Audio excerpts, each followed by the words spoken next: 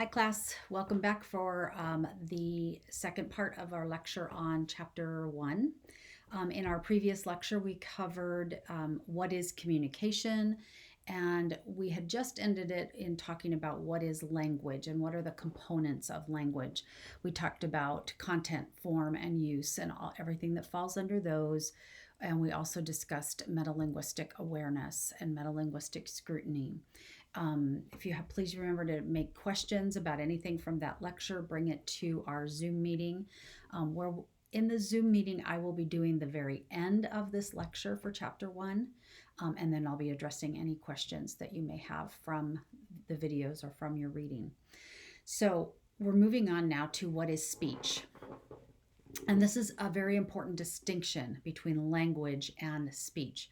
Language is that cognitive process that we express by using speech. But language is the process of formulating our thoughts. It's the content of what we want to say, the form that we put it in, our ability to look at the social situations and our social partners, communicative partners, and refining the language that we're using based on those circumstances. So, in a nutshell, language.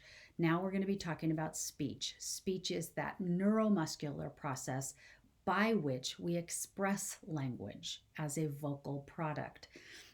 If we were sitting in a classroom right now, I would ask you to repeat that back to me. So I would say, what is speech?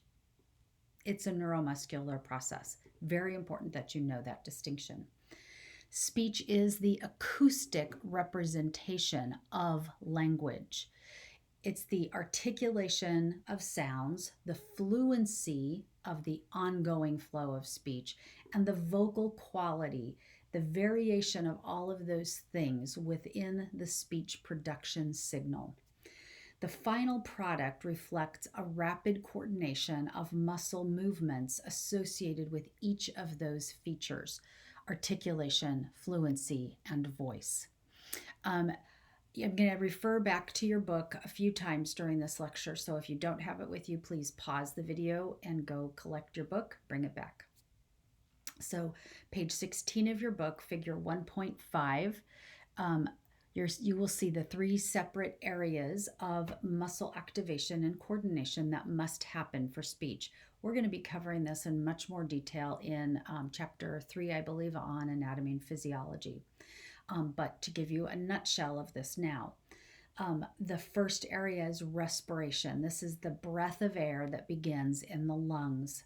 It then travels up through the trachea and over the vocal cords, where it becomes a vocal product, becomes phonation. So respiration then becomes phonation, and then moves into the oral and nasal cavities, where it's acted upon by the oral articulators and becomes articulation.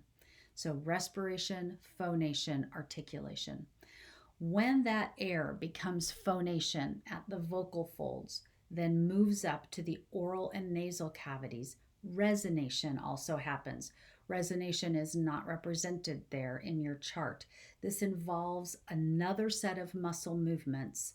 It's part of the articulation process. It's not discussed in this section, but we will discuss it in other chapters.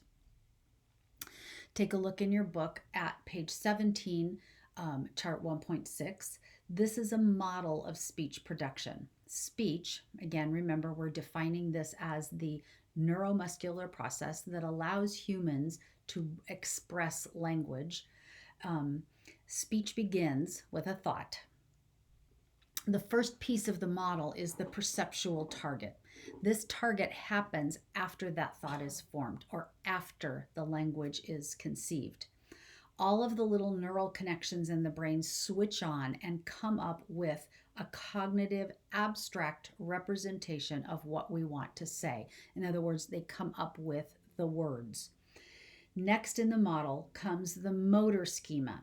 We now have this abstract idea of the words we want to say, so now new neural pathways have to come into play to plan for messages to be sent to all of the involved muscle groups so that we can move on to the next piece, which is speech output. All of the muscle systems are activated, and out of our mouths comes speech. Feedback, we discussed in the previous video, feedback comes into play so that we can refine our speech production to be most effective and the most intelligible to our listeners. The word intelligible is one you'll hear oftentimes during the semester as we're talking about speech production.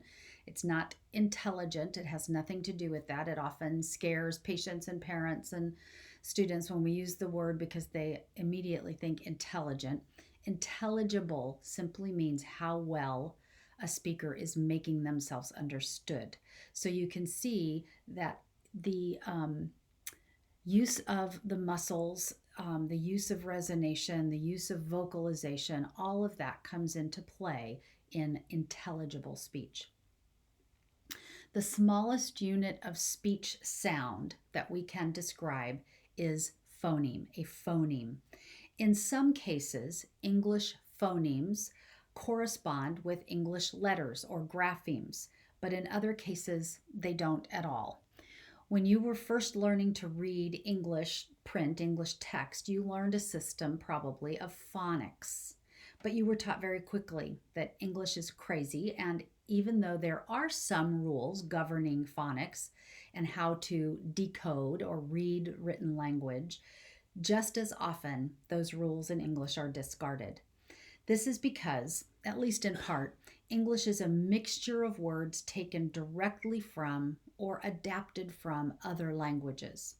Only a very small percentage of words in present-day spoken English are truly part of the original English lexicon.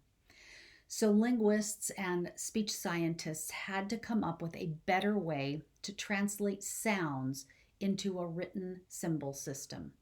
So to see that, please refer to page 15 of your book, Figure 1.4, and see the International Phonetic Alphabet. Those of you who are currently enrolled in phonetics or who have already taken that course, this will be very familiar to you. I apologize that we're going to review information you've probably already heard. This is the International Phonetic Alphabet, the IPA, not a beer. It's the International Phonetic Alphabet. This chart that you see in our book is not an exhaustive chart of the entire IPA.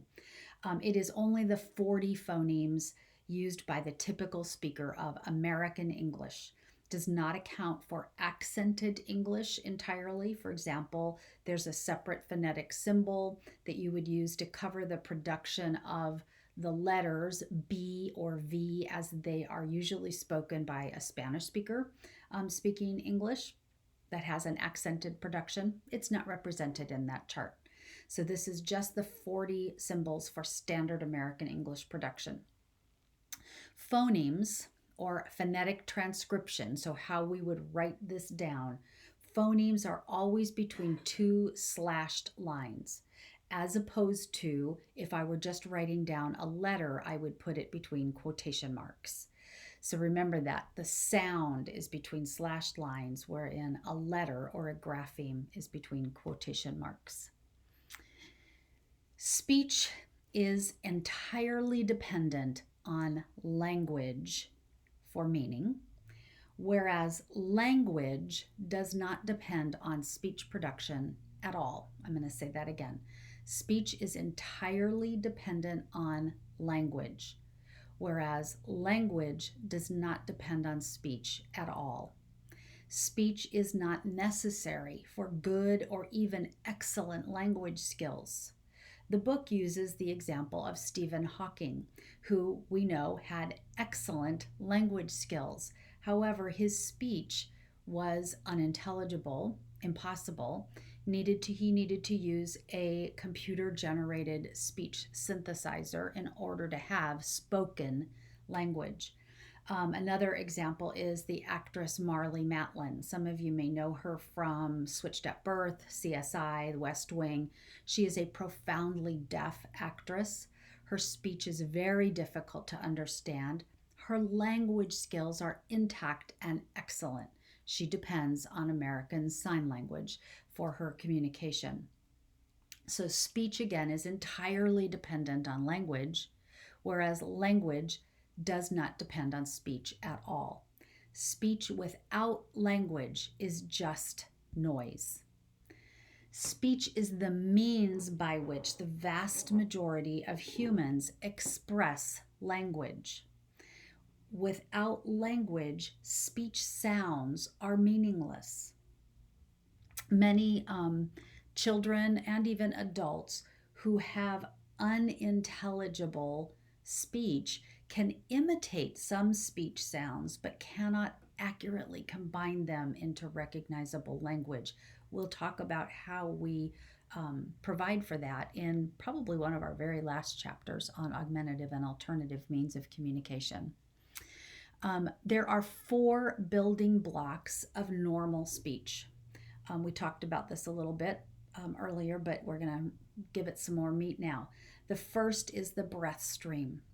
There must be adequately and consistently expelled breath for speech production to be considered adequate or normal. The second is voice. Vocal quality can impact speech intelligibility. There's that word again. Vocal quality can impact how well speech is understood. A voice disorder, such as one with poor vocal quality, too quiet a volume, too high a pitch, or pitch breaks in the ongoing flow of voice, will negatively impact intelligibility, how well someone's making themselves understood. The third building block is articulation. Intelligible speech production requires precise production of each phoneme. This is articulation. There is a distinction, an important distinction between the terms pronunciation and articulation. It's important that you learn this. You'll hear, if you work in a public school system, or you'll hear from parents or the population in general, them substitute these words back and forth, but they really do mean different things. And it's important that you, as a speech pathologist, use the terms correctly. Pronunciation refers to how a particular word is typically produced. So I say tomato, you say tomato. Those are both accurate, acceptable, correct pronunciation of that word. But articulation is the precise production of phonemes. So in this case, it's the difference between me saying rabbit or wabbit, or me saying thun or sun. The articulation is, am I producing the expected phonemes in the expected manner? The fourth building block is fluency. Fluency is the ongoing, smooth, seemingly effortless flow of speech. Fluency is not just impacted by the disorder that we would call stuttering. Speech can also be negatively impacted. Speech intelligibility can be negatively impacted by the use of interjections. So using terms like I just did, okay, or by circumlocutions, talking around a word or a subject instead of getting to the point. The overuse of filler words like, or like. Your generation, the generation just above you in the generational chain, has thrown the word like into your conversation in an excessive way. I want you to all think about how you sound to a non-primary English speaker when you throw the word like in between like every few words. It's very difficult for them to understand why the word like is inserted there, how it's impacting meaning, for example. So that is part of fluency, throwing in a lot of filler words or unnecessary, unmeaningful words. So moving on to hearing. If speech is the process by which we're communicating language, then it's essential that for communication to truly happen, remember our definition of communication, mind of the speaker to the mind of the listener, our listener must have adequate hearing. Audition, like I'm going to go audition for the play, that's the same spelling of the word, but it has a different meaning here. Audition is a synonym for the word hearing. However, Synonyms are two words that don't mean exactly the same thing, but mean almost the same thing. And there is a distinction that's important between the words audition and the word hearing. I have to find my place on my notes. Excuse the break here. Hearing, the word hearing, typically refers to the perception of any sound, whereas audition more specifically refers to the perception of speech sounds. The term acoustics means the study of sound. We need a general understanding of acoustics to understand hearing or audition. There are four essential steps that have to happen as a sound is created for it to then be eventually understood by the brain. And again, in your book, this is on page 19, figure 1.7, but here they are with some explanation. The first step is there must be creation at the sound source. So creation of sound at the source. A sound source sets in motion a disturbance of the surrounding air particles. The second step is vibration then of those air particles. Those disturbed particles are now vibrating back and forth as they are moving through the air. How fast they move through the air is called frequency. This corresponds to what we think of as pitch.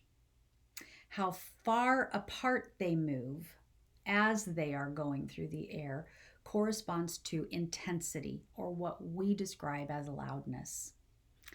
The third step is reception by the ear. The vibrating particles now finally reach our ears.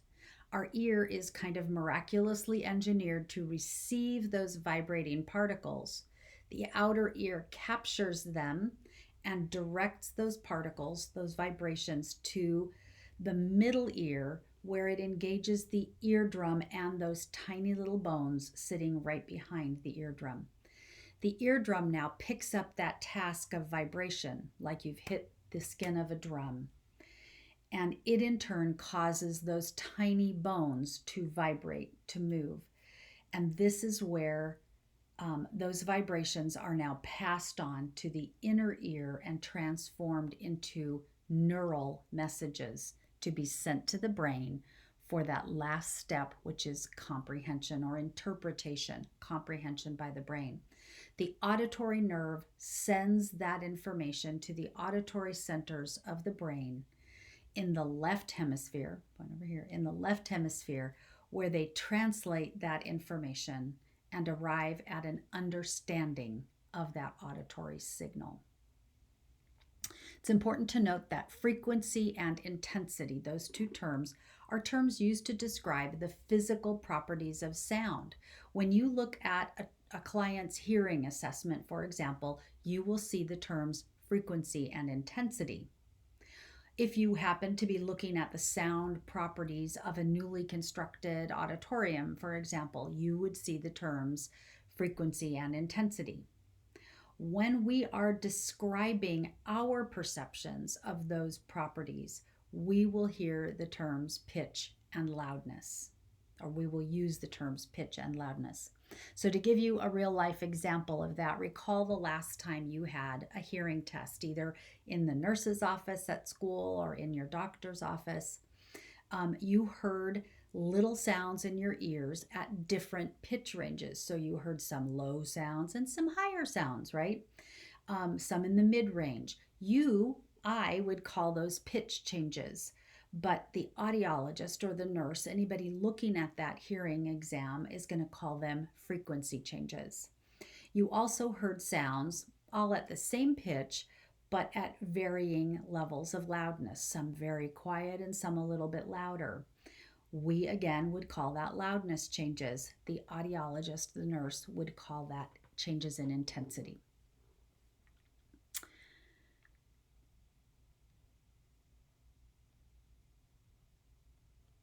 All right, communication disorders. A communication disorder exists when there is a limitation or deficit in one or more of the four processes we discussed at the beginning of this chapter: formulation, transmission, reception, and comprehension. I think I'm going to stop this video right now, and we will continue the discussion of communication disorders when we meet in our live lecture Tuesday, 4 o'clock. All right, thanks.